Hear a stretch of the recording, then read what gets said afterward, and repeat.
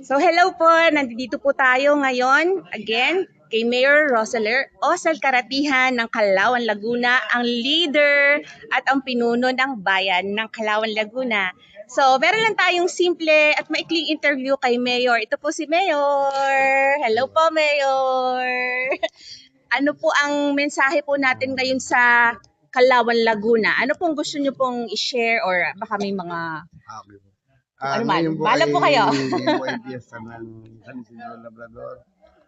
Pinagdidiwa po natin yung mga kanyang ginawa ng mga panahon ng araw. Ibig sabihin, yung mga inani dito ng mga magsasaka, binibigay namin sa mga iba't ibang sektoral.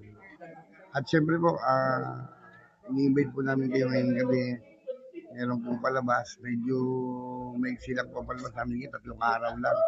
Kung dati pwede may ginawa po namin 3, dahil lang po yan ay gawa po ng memorandum na nilabas ng energy crisis po. Kaya medyo yung iba nalulungkot dahil nga hinahanap nila yung unang-unang po ng 2023, 22, 23, 24, 25 ay medyo garbo po. Ngayon po ay medyo nagbigay po sa amin ng mandato na hindi pwede lumakas ng malaki. Kaya yung susunod po, pag natapos po, pakita po namin yung pinaka-magalbo ulit. Ibalik po namin yung mga programa na ng mga dating nakaraan ng piyesta ay gagawin po natin sa isang taon.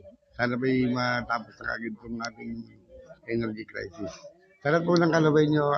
I love you po. Kumpul-kumpul. Maraming salamat po, Mayor. Ayan po si Mayor Osel Karatihan. Marami pong salamat ulit, Mayor, sa maikling pagbigay niyo sa pagkakataon na ma-share po ang mensahe niyo, Mayor. Thank you po. Bye-bye.